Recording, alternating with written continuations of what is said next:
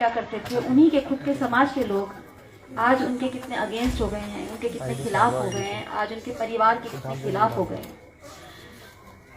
मुझे ऐसा एहसास कराया गया जैसे मैं कोई खराब लड़की हूँ और मैं अपने माता पिता के मुंह पर कोई कालक फोड़ती हूँ।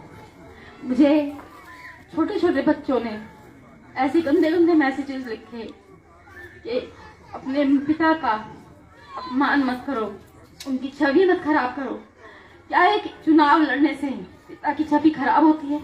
क्या हमने मेहनत नहीं की? क्या हम उस टिकट के हकदार नहीं थे? हम उस टिकट के असली हकदार थे। हमारी टिकट कटी थी पिछली बार। क्या पिछली बार हमने त्याग नहीं किया? हम बार बार त्याग करते रहे और कोई अलवर में बड़े घराने का आदमी ये डिसाइड करता रहे कि मुंडावर विधानसभा के क्षेत्र में क्या होगा।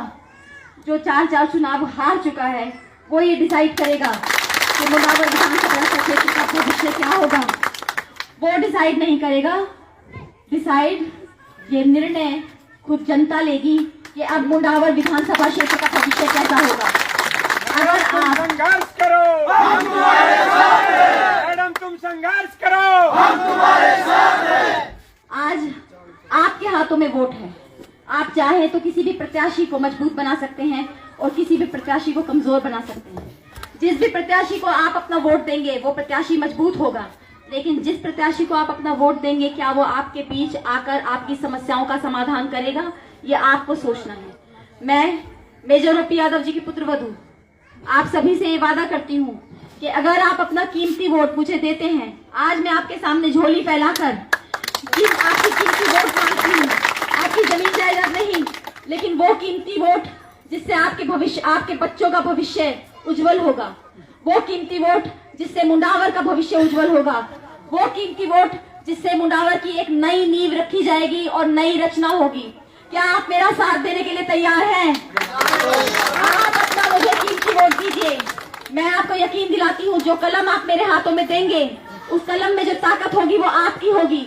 जो ताकत आप लगाएंगे, जैसा आप चाहेंगे, इस मुंडावर विधानसभा क्षेत्र की संरचना वैसी होगी। आप अगर अपना कीमती वोट मुझे देते हैं तो मैं आपको यकीन दिलाती हूँ कि मेजर ओपी यादव जी के पद चिन्हों पर चलकर जैसा आप चाहेंगे कानूनी दायरे में रहकर वैसी ही संरचना इस मुंडावर विधानसभा क्षेत्र की होगी। और मैं आप सभी को यकीन दिलाती हूँ जो ये शोषण हो रहा है हमारी मुंडावर तहसील का, वो शोषण बंद होगा। हम अपने ही काम कराने के लिए प्रशासन के सामने झुकते हैं।